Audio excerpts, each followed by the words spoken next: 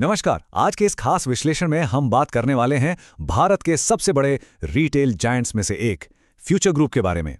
ये कहानी है एक शानदार शुरुआत, हैरतअंगेज सफर और फिर एक बहुत ही दुखद अंत की। तो चलिए बिना किसी देरी के सीधे इस कहानी में उतरते हैं। कहानी की शुरुआत करते हैं साल 2001 से। जरा 26 जनवरी 2001 के उस दिन को याद कीजिए। मुंबई की सड़कों पर भारी भीड़, लोग बैरिकेड्स तोड़कर बस बिग बाजार के अंदर घुसना चाहते थे। उस एक दिन की सबसे सस्ते दिन सेल में पूरे 30 करोड़ रुपए की बम्पर बिक्री हुई थी। अब सीधा फास्ट फॉरवर्ड करते हैं 2022 पर। पूरा का पूरा साम्राज्य दिवालिया हो चुका था। स्टोर्स पर बड़े बड़े ताले लटक रहे थे और इंसॉल्वेंसी की कार्यवाही चल रही थी। मतलब ऐसा क्या हो गया इन 20 सालों में? भाग 1, अ रिटेल फिनोमिनन बिगिंस। इस पूरी त्रासदी को अच्छे से समझने के लिए हमें थोड़ा सा पीछे जाकर देखना होगा कि कैसे किशोर बियानी जी ने एक बहुत ही छोटे से इन्वेस्टमेंट को एक देशव्यापी शॉपिंग क्रांति में बदल कर रख दिया। देखिए, इस सफर की शुरुआत हुई थी 1981 में, जब उन्होंने सिर्फ 200 मीटर स्टोन वॉश्ड फैब्रिक बेचने से अपना कदम आगे बढ़ाया। उसके बाद तो जैसे वो रुके ही नहीं। 1985 में पतलून नाम से एक स्टोर खोला और सबसे मजेदार बात पता है क्या है?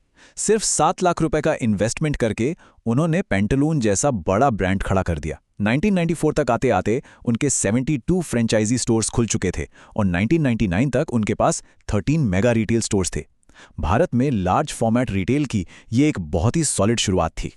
भाग 2, बिल्डिंग द बाजार। अब बियानी जी सिर्फ कपड़ों तक तो सीमित रहने वाले थे नहीं। कस्टमर्स की जेब का और बड़ा हिस्सा हासिल करने के लिए यह समझना बहुत जरूरी था कि एक आम भारतीय ग्राहक असल में सोचता कैसे है और खरीदारी कैसे करता है। अब यहां पर बिग बाजार की स्ट्रैटेजी देखिए, ये सच में कमाल की थी। उन्होंने भारतीय ग्राहकों की साइकोलॉजी को एकदम हैक कर लिया था। उन्होंने महसूस किया कि अगर दुकान बहुत ज्यादा हाई-फाई या बहुत मॉडर्न दिखेगी तो आम लोग सोचेंगे कि भाई ये तो बहुत महंगी जगह है। इसलिए बिग बाजार को जानबूझकर थोड़ा अव्यवस्थित रखा गया, बिल्कुल हमारे लोकल बाजार की तरह, ताकि लोग वहां कंफर्टेबल फील करें। सेल्समैन को बिना टाई के साधारण कपड़ों में रखा गया ताकि वो आसानी से अप्रोचेबल लगे। मतलब टारगेट एकदम क्लियर था, सबसे कम दाम और सबसे ज्यादा वॉल्यूम। लेकिन ये ब्रिलियंट आइडिया आया कहां से? दरअसल ये प्रेरित था चेन्नई के मशहूर सरवना स्टोर्स से। वो एक विशाल 5 मंजिला कॉम्प्लेक्स था जो इसी लो मार्जिन और हाई वॉल्यूम वाले मॉडल पर चलता था। बियानी जी का अनुमान था कि वो अकेला स्टोर साल भर में करीब 200 करोड़ रुपए की सेल्स कर रहा था। ये आंकड़ा अपने आप में साबित करता था कि इस मॉडल में सच में अपार संभावनाएं छिपी थीं। भाग 3, द डेट फ्यूल्ड एक्सपेंशन। इतनी शानदार शुरुआती सफलता मिलने के बाद 2006 में उन्होंने अपने बढ़ते हुए साम्राज्य को फ्यूचर ग्रुप की छतरी के नीचे ला दिया। लेकिन यहीं से एक ऐसी महत्वाकांक्षा ने जन्म लिया जिसने उन्हें भारी कर्ज के जाल में फंसा दिया। हुआ ये कि अपने कोर बिजनेस को पूरी तरह से प्रॉफिटेबल बनाने के बजाय फ्यूचर ग्रुप ने कर्ज के हजारों करोड़ रुपए बिल्कुल अलग अलग दिशाओं में लगा दिए, जिनका आपस में कोई लेना देना ही नहीं था। प्लस साइज कपड़ों के लिए ऑल ब्रांड ले आए, सोने के लिए गोल्ड बाजार, किताबों के लिए डिपो खोल दिया, यहां तक कि चाय और समोसे बेचने के लिए चमोसा ले आए। और तो और फाइनेंस और इंश्योरेंस जैसी बिल्कुल अलग फील्ड्स में भी भारी पैसा लगा दिया गया।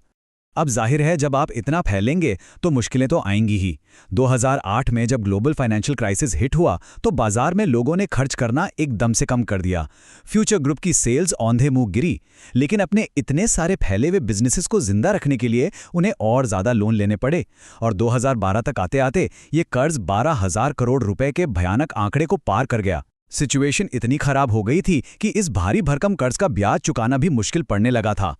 अब सर्वाइव करने के लिए कोई तो रास्ता निकालना था। मजबूरी में उन्हें अपना सबसे कीमती और सबसे प्यारा एसेट पैंटालून्स 1600 करोड़ रुपए में बेचना पड़ा। यहां पर एक बहुत बड़ा फाइनेंशियल लेसन छिपा है। बिना अपने कोर बिजनेस को सॉलिड और प्रॉफिटेबल बनाए नए सेक्टर्स में अंधाधुंध कर्ज लेकर पैसा लगाना कितना खतरनाक हो सकता है। और एक और बात, अचानक आने वाले मार्केट शॉक से बचने के लिए अगर आपके पास कम से कम 6 महीने का इमरजेंसी कैश रिजर्व नहीं है तो बड़े से बड़ा बिजनेस भी ताश के पत्तों की तरह ढह सकता है। भाग 4, द ई-कॉमर्स डिसरप्शन। अभी कंपनी अपने एसेट्स बेचकर खुद को संभालने की कोशिश कर ही रही थी कि ई-कॉमर्स की एक बहुत बड़ी सुनामी आ गई। एक ऐसा बदलाव जिसने लोगों के शॉपिंग करने का पूरा तरीका ही जड़ से बदल दिया। अब देखिए बाजार में क्या हो रहा था। एक तरफ Amazon और Flipkart जैसी कंपनियां थीं जो एक बहुत ही स्मूथ डिजिटल एक्सपीरियंस देकर करोड़ों ग्राहकों को ऑफलाइन से ऑनलाइन ले जा रही थीं। उनका मार्केट शेयर बहुत तेजी से बढ़ रहा था। इसके जवाब में बयानी जी ने बिग बाजार डायरेक्ट लॉन्च तो किया, लेकिन सच कहें तो बहुत देर हो चुकी थी। ऊपर से इसमें इतनी सारी टेक्निकल और इन्वेंट्री की परेशानियां थीं कि कस्टमर एक्सपीरियंस बहुत ही खराब रहा। यह प्रोजेक्ट पूरी तरह से फ्लॉप हो गया और कंपनी का नुकसान और भी ज्यादा बढ़ गया। भाग 5 फ्लॉड स्ट्रैटेजीज एंड ब्लंडर्स। गलतियां सिर्फ ऑनलाइन स्पेस तक ही सीमित नहीं थी। फ्यूचर ग्रुप ने ग्राउंड लेवल पर एक ऐसी चुनौती मोल ले ली जो शायद हमारे देश का सबसे मजबूत और पुराना सिस्टम है, यानी हमारे गली मोहल्ले के लोकल किराना दुकानदार। जब उन्होंने इजी डे को एक्वायर किया तो वो मार्केट को समझने में एक बहुत भयानक भूल कर बैठे। उन्होंने 1000 रुपये सालाना का एक पेड सब्सक्रिप्शन मॉडल निकाला। लेकिन भाई, हम भारतीय लोग फ्यूचर में मिलने वाले किसी डिस्काउंट के लिए आज अपनी जेब से 1000 रुपये क्यों देंगे? दूसरी तरफ लोकल किराना दुकानदार बिना किसी फीस के उधार पर राशन देते थे, फ्री होम डिलीवरी करते थे और सबसे बड़ी बात, उनका पड़ोसियों के साथ एक पर्सनल कनेक्शन होता था। इजी डे अपने हाई ओवरहेड कॉस्ट और उस सब्सक्रिप्शन मॉडल के साथ इस मजबूत लोकल सिस्टम के आगे टिक ही नहीं पाया। और बस यहीं से नाकामियों का एक डोमिनो इफेक्ट शुरू हो गया। मतलब एक के बाद एक झटका। पहला, बिग बाजार डायरेक्ट बुरी तरह फ्लॉप हुआ। दूसरा, इजी डे के सब्सक्रिप्शन मॉडल को मार्केट ने रिजेक्ट कर दिया। और तीसरा, जब उन्होंने अपने खुद के इन हाउस ब्रांड्स लॉन्च किए तो वो भी पिट गए। फ्यूचर ग्रुप ने सिर्फ डिस्काउंट का लालच देकर इन नए प्रोडक्ट्स को बेचना चाहा, लेकिन क्वालिटी में दम नहीं था, तो लोगों ने उन्हें दोबारा कभी नहीं खरीदा। भाग 6 द फाइनल कोलैप्स। इन सारी लगातार गलतियों का सीधा असर ये हुआ कि मार्च 2019 तक कंपनी का कर्ज वापस से बढ़कर लगभग 12,800 करोड़ रुपए के भयानक स्तर पर पहुंच गया। और अब यहां से वो अंत शुरू हुआ जहां से वापसी का कोई रास्ता नहीं था। वैसे ही हालात खराब थे और तभी आ गया कोविड-19, एक ऐसा ब्लैक स्वान इवेंट जिसकी किसी ने सपने में भी कल्पना नहीं की थी। रातों रात लॉकडाउन लगा और फ्यूचर ग्रुप के बचे खुचे साम्राज्य की कमर टूट गई।